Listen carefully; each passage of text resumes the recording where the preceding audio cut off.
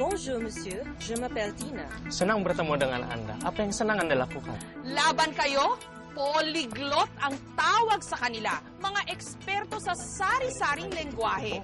At ngayong may krisis sa pandaigdigang ekonomiya, ilan lamang sila sa mga masuswerteng hindi mawawala ng trabaho. Dahil ang mga polyglot na katulad nila, ngayon, in demand. My name is Natch. May I have your phone number start with the air? Hello, thank you for calling. This is Iman. Is there anything that I could do for you? What seems to be the problem? Kapag maning-mani lang sa'yo ang wikang Ingles, malaki ang tsansa mong matanggap bilang call center agent. Pero noon yon, dahil ang requirement daw sa ilang call centers ngayon, hindi lang basta mahusay sa Ingles, dapat bihasa rin sa iba pang mga lengguwahe. Thank you for calling. はい、お電話ありがとうございます。サービスアシスタントのシンと申します。 Katulad ng kumpanyang ito dito sa Quezon City, ang kanilang mga agent, iba't ibang wika ang kayang sabihin. 你好，欢迎致电员工服务中心，我是安妮，请问有什么可以帮你的吗？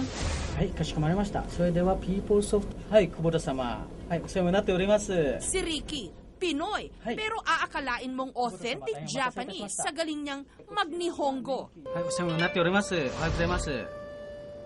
あ、そうでしょうか。退職種類についてのご質問でしょうね。 Ang mga kliyenteng nakatoka kasi sa kanya mula sa Japan.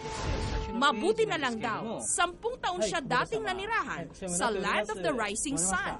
Sabi ko, wow, thank God. Kumbaga may reason kung bakit alam ko yung language niya. Kasi dati nag-iisip ako, bakit pa kaya ako binigyan ng ganitong skills? Bakit pa kaya napunta sa akin to kung hindi ko mo lang magagamit? Bonjour monsieur, merci d'avoir appelé IBM. Si Jam naman, mga French account ang hawak. Allô monsieur? Oui, merci d'avoir patienté. Vous pouvez me donner le numéro de feuille s'il vous plaît?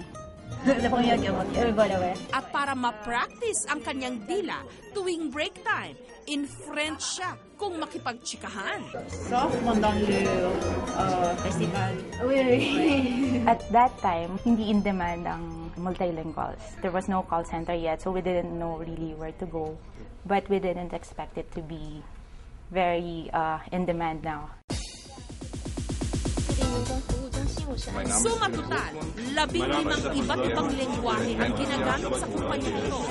We really have the talent supply. In fact, some employees in our organization, in our center, have said that when they were in college, they would have taken their language electives more seriously, and they would have chosen the languages that are in demand today.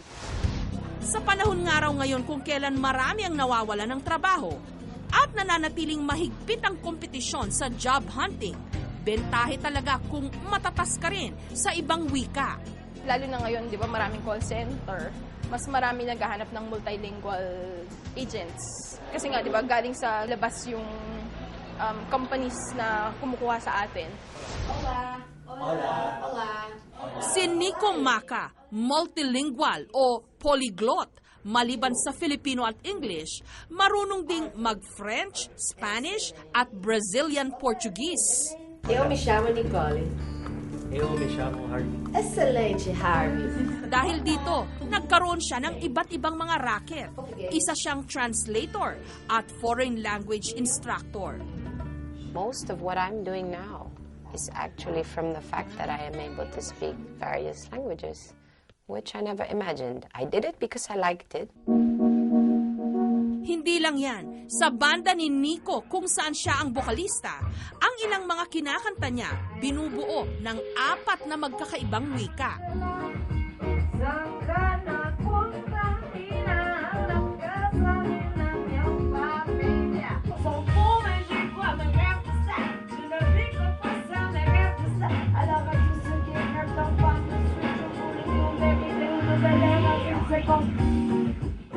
Its objective is to try to bring something to the world. Basically, put a little something here and a little something there that connects with people from different parts of the world, and then they'll hear something that they can appreciate. Dahil sa estilo ng kanilang musika, hindi raw sila nababakante ng gig. Ang pagiging eksperto sa ibang wika, hindi ka lang dito sa Pilipinas mahahanapan ng racket. Requirement din kasi ito sa pagtatrabaho sa ibang bansa.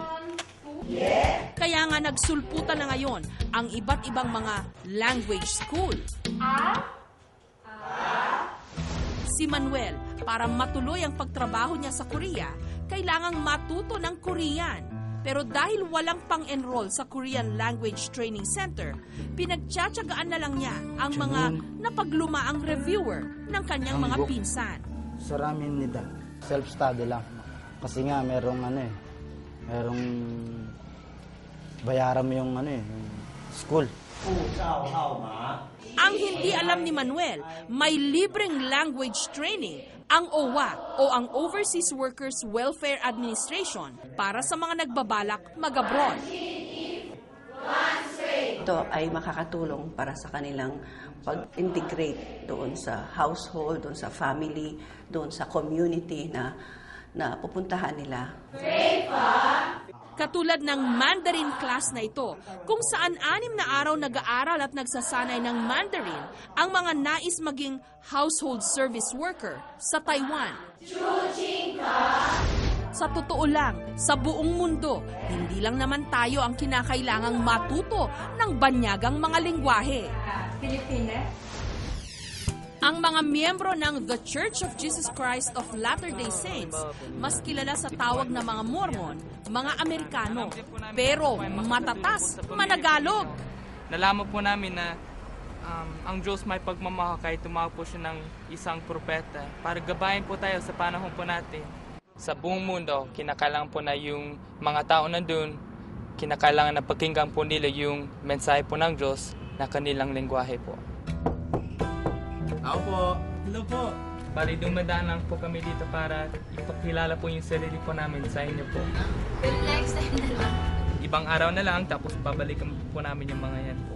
Elder Web po. Bago sila isabak, binibigyan muna sila ng training tungkol sa wika ng mga bansang kanilang pupuntahan. Hindi ko alam kung saan po yung Philippines. Sa totoo lang, sa una po, nahirapan talaga ako. Hindi ko masyadong naintindihan yung mga sinasabi ng mga kinakausap ko.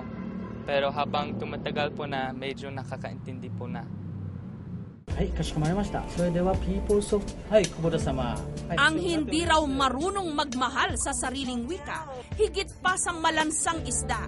Pero hindi naman ibig sabihin na wag na tayo dapat matuto ng iba pang mga wika.